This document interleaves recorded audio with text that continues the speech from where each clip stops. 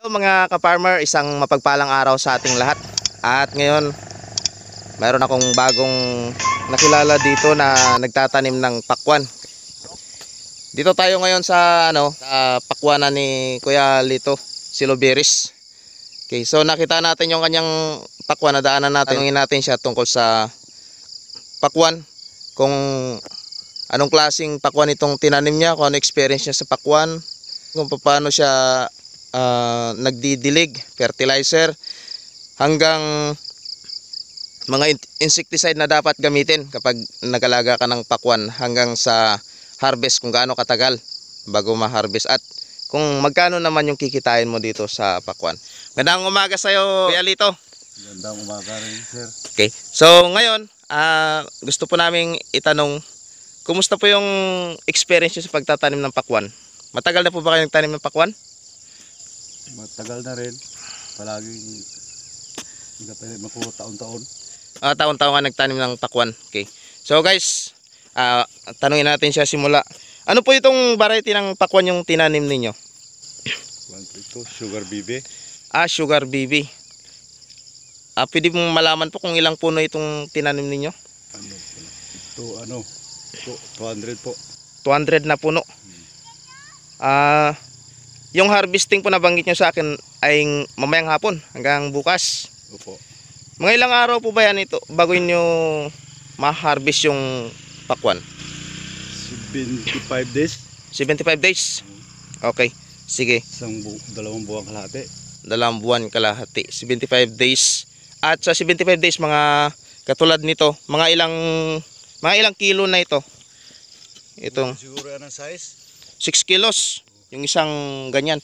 So bawat isang puno, parang napapansin ko 2 bunga lang. Dalawa lang po para malalaki. 2 bunga lang. Okay guys, 2 bunga lang yung kanilang, sa isang puno ng pakwan, 2 bunga lang yung pinapayagan nilang maglaki.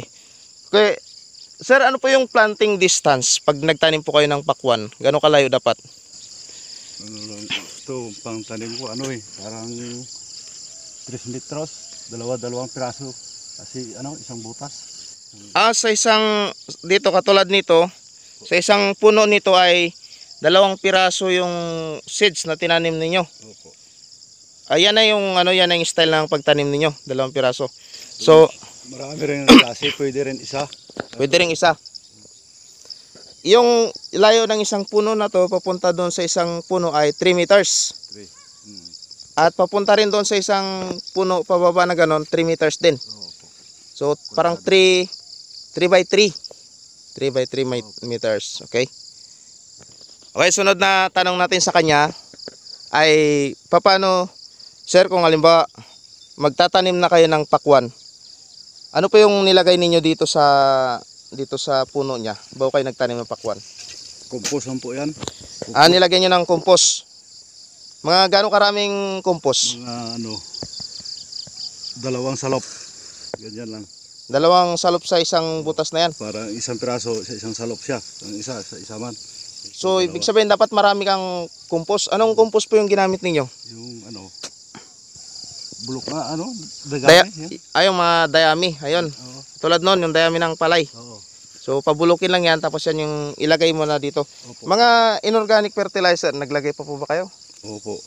Urea pati pang top dress, pang patambis daw. Urea. Oh, triple. Kailan nyo nilagay yung urea at triple? Yung na sa 45 dias, gabunga na. Malapit na magbunga. Nilagay nyo po sa mga puno? Opo. Dinilig o Dilig doon sa dinilig sa puno? Dito nyo po dinilig sa puno? Dito. Pag 45 days na? Opo. Okay. Pero yung pagtanim nyo pa lang ng nitong Sugar Baby ay wala kayong nilagay na fertilizer? Wala po. Yung compost. compost lang nilagay ninyo? Compost.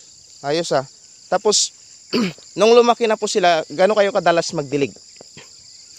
Araw-araw po, umaga. Araw-araw yung dilig ninyo? Opo. Tuwing umaga? Ano po itong pagdilig ninyo? Paano po kayo nagdidilig? Lang? Balde. Mano-mano? Mano-mano. Pagod. Hindi, isang 6 litros, ang 3 ka puno, tag 2 ka litro. Bawat bawat puno tig 2 litro. Opo, Yung ilalagay na tubig. tubig. Oo, Araw-araw 2 litro. opo. Yun talaga yung Pero mag-ulan, mapahinga ka rin, hindi ka rin makadilig. pag umulan. Opo. Sa loob ng 75 days, araw-araw, yun ang gagawin mo. Tig 2 litro. O pag maliit pa, kunti rin lang ang tubig. Lang, mga maglaki ng bunga, kunti-kunti na lang. Pag malaki na yung bunga, kunti na lang yung tubig. Kailangan mapalaki mo sa sa naga-bunga na. Pero ganito na, wala na, wala. Kahit Mga 2 araw, dilig ka naman. pag ganito nakalaki na haharbisin na, kahit 2 araw, bago ka magdilig. Opo, pwede na. Okay. So, yun. Ilang bisis po kayo naglagay ng inorganic fertilizer? Kaisa lang po, 45 Dias. Isang bisis lang. Top dress lang, po, top dress. Gano'ng karami yung nilagay po ninyo na fertilizer? Kunti lang, mga sa isang water jug na 50 grams. Isang water jug na tubig, tinunaw ninyo yung 50 grams Oh, na 14-14 pati halo ng urea. at saka urea. Oh. Isang bisis lang yan. Hanggang ito na malalaki na siya, wala na kayo Wala na. foliar fertilizer. Nag-spray na ako sa sa pulyar. Foliar. Anong foliar po yung in-spray ninyo at kailan kayo nag-spray? Gaya na pula, nagasisinta. Crop Giant. Oh. Pagdating ng 55. 45 top dress ka sa organic na fertilizer. okay. Tapos pag pag malaki-laki na kunti yung bunga, mga parang itlog na ng manok, Oo. yun ang Crop Giant. Crop Giant na kulay orange. Oh. So, yun lang. So, Yun lang. yung 45 days, nag-top dress kayo sa puno niya. Tapos, nung 65 days, ay nag-foliar kayo. Pagkatapos nun, wala na kayong ibang Wala na. nilagay. Okay. So, kung halimbawang harvestin na, wala na kayong ibang i-spray. Wala na. Ay, pagdating po sa insecticide, ano naman yung mga insecticide na Gamit. ginagamit ninyo? Or, kailangan bang isprayan pa to ng insecticide? May maraming hayop na. Anong mga Siya? PDCDS, ito, hayop. ito yung So, malatayon pati buswak lang. yung ladybug. Yan ba yun? Bagyan, Yung kulay orange. yan Yan lang yung papatayin mo. Pero rin niya, may sakit rin ito, iba. Yung bukan, yung doon. Namamatay yung puno. Yun lang. So yun lang yung kalaban mo. Maliban doon, malatayo ng spray mo, maliban doon wala nang ibang fungicide, Wala na po. Wala ko gamit kay grabing side effect. semi-organic. Opo. Kay pag bastante sa spray, grabing side effects tao. Pag dire-diretsong spray, no? Mm. So ibig sabihin, sir, ano ka pa rin, semi-organic din yung ginagamit mo. Mas gusto mo rin ng kunti lang yung spray kasi mayroong side effect sa katawan ng tao. Di ba? May side Oo. effect. Ma- Pag bastante sa Malakas yung side effect. So tanong naman natin sa kanya ay, so ito, harvestin niya na bukas. Yung isang piraso niyan, ang sabi mo ay umaabot ng 6 kilos. Yung pinakamabigat, mga ilang kilo? mga lang guro, city 7 kilos. ngayon dito. City. Ayan. Magkano po yung So ito may 7 kilos daw ito eh. Grabe kalaki. Ayan. So, yan guys, para hindi masira, nilalagyan nila ng ito sa ilalim. Diyami ya. Dayami. Para hindi maano sa lupa. Kasi kapag hindi nilagyan ng ganyan, anong nangyari sa bunga? Mabubulok siya. Nabubulok. So yun, lagyan ng Diyami. kapag nagbenta na kayo nito bukas, magkano yung per kilo yung binta? 25 kilo. 25 kilo times, palagay natin 6 kilos yung isang piraso, ibig sabihin 150. 150. Yung isang bunga na yan ay 150 50. So kung halimbawa sa isang puno ay dalawa, 300. 300 pesos, no? Pero hindi man sining lahat yan ano na size, may diyan man 5, 4, maliliit man ang iba. Yung pinakamalaki ay city, yung pinakamaliit ay mga 3. 3. Maliit na yon. Maliit, pinakamaliit na yan. Mga siguro katulad nun. Opo. Oh. Kapag nagbibenta po kayo, voluman or pa isa-isa lang? Or mayroon na kayong bumibili talaga dito? Wala nga, lako lang. Nilalako nyo lang. Hmm. Pero kapag nabinta nyo na to lahat, bawi din talaga yung gastos ninyo. Bawi. Kasi nakita ko dito, inararo nyo. Pagkatapos yung araruhin, bago nyo nilinya-linya. Ay kung butas-butas lang, medyo mas matagal, no? Oo. Butas-butas dito. Isa-isa. Pa isa-isa, tapos lalagyan nyo ng Oo. abono. So ibig sabihin yung pagbinta ninyo ay nilalako lang ninyo or di kaya kung may pupunta dito sa inyo. Gano'n ba katagal ito? Mayroon din nakapunta nga gabili. 2, 4, 5. Ah, so ito yung compost na nilalagay ninyo. Oh, talagang Malag ko ang bunga. hindi ka umaasa doon sa mga inorganic.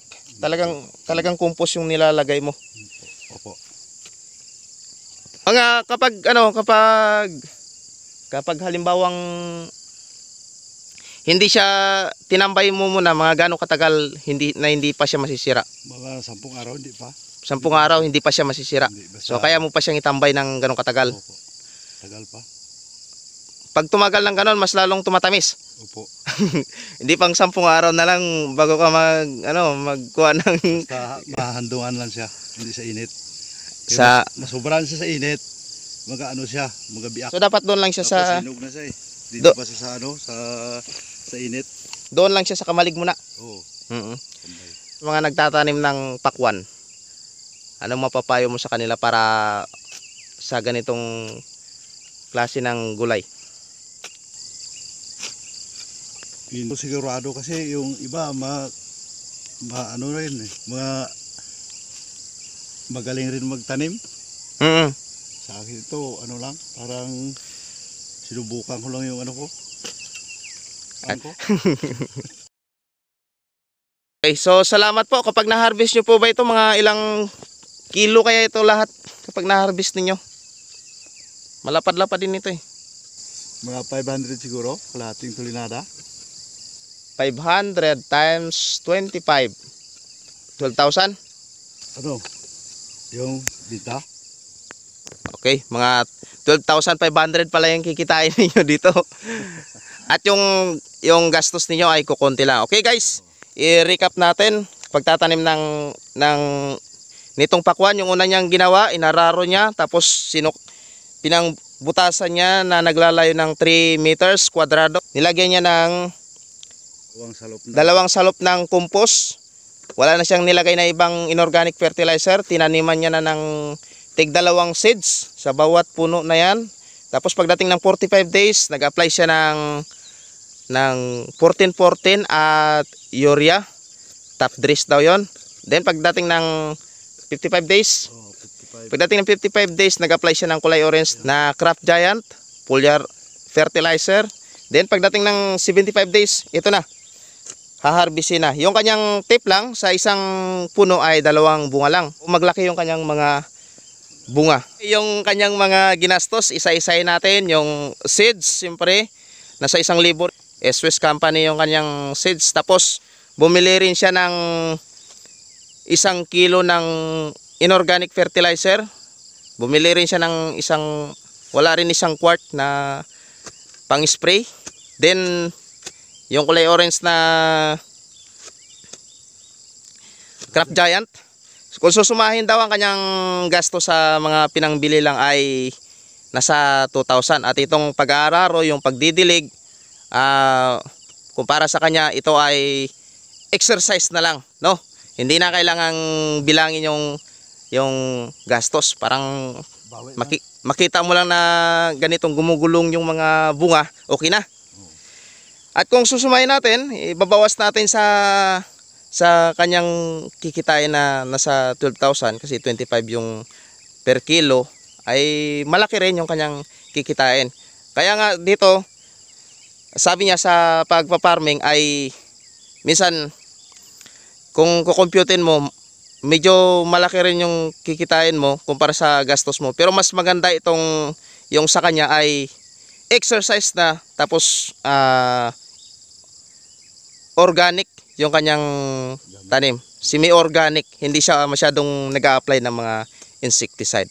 So salamat po sir, salamat sa pagbibigay niyo sa akin ng pagkakataon na magtanong-tanong sa inyo. Nawa yung mga manonood natin, yung mga viewers natin ay mayroong natutunan. Kung plano nyo magtanim ng pakwan, pwede nyong gayahin ito. Yung pagdidilig lang po yung challenge sa inyo, no? Opo. Kung mayroong water pump po, mas maganda siguro. Maganda. Nagpaplano po ba kayo magbili ng water pump? Magbili rin ako. May plano pala siya magbili ng water pump. Tanong ako ulit ng malaki-laki, marami-rami. So sa susunod po, magtatanim pa po ba kayo ng pakwan? Opo. Mas maliit o mas marami? Marami-rami kay para baka ba, sa broboilo. Mas marami nang itatanim ninyong pakwan. So sa market, hindi po ba kayo problema ng bibintahan? Maghanap na lang ng mga buyer, ganyan. Pag wala ka buyer ito, magbulok naman ito eh. Pag wala kang pag marami ng tanong mo. Pero yung case niyo po lahat nabibili naman, wala namang nasasayang. Wala. So ayun. So salamat guys sa panonood nyo ng ating video ngayong araw. I hope meron kayong natutunan, at kung bago ka sa aking channel, encourage kita na mag-subscribe. I-click mo yung subscribe button at i-click mo na rin yung notification para sa ating mga susunod na video. Maraming salamat. Paalam.